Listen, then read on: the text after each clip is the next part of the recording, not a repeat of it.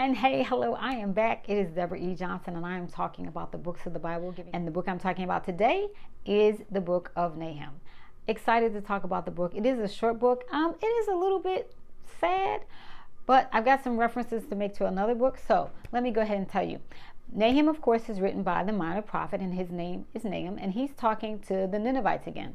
Now, remember I had talked about Nineveh with the book of Jonah. Jonah had gone, he preached to Nineveh, and they repented. Well, this is now over 100 years later, depending on who you talk to, 120, some people say 150 years later. The prophet now, Nahum, is coming back to talk to the same space of people, not the exact same space, but the same country. And guess what? This time, they don't repent. This time, they don't get it together. It's suggested that they're living even worse than they had been living before when Jonah had gone to preach to them over a century ago. And so Nahum is there. He's talking to them. And you know what? They just not in it. They just like, okay, they're ignoring God. They're not paying attention. They're not repenting. Nineveh is the capital of Assyria, and Assyria was supposed to be some of the most brutal people, and so they would just do all kinds of things of how they killed people, and they were cruel. And so God says, okay, now your cruelty is going to come back on you. As we go through the rest of the chapters, again talks about how Assyria is going to get defeated, and there is now no hope for them because they don't want to repent.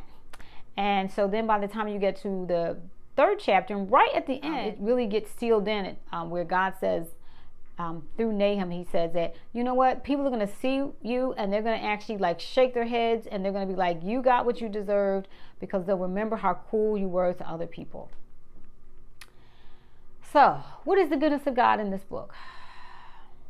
I think my first thing to say the goodness is that they got so long, they got an extension, because they were supposed to get cut off back in Jonah's day, and of course that generation repented, and so they got a reprieve of over 100 years.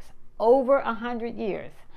And then I think the second piece of goodness I would say is here is the fact that you never have to worry about God getting somebody back. Sometimes we want to be so vengeful.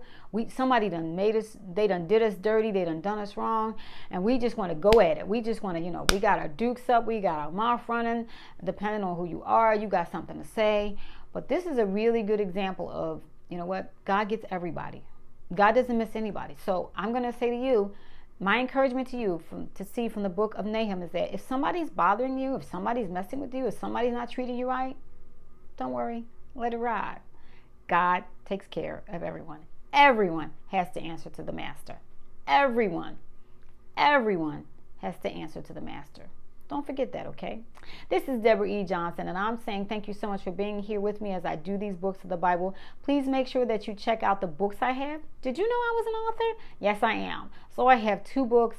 I have God's Waiting Room, and I have The Good Life. They are both Christian books. You can find them on Amazon. At the end of this video, you will also see my digital download, a book that you can get, the 31-day journal, Tell of God's Goodness.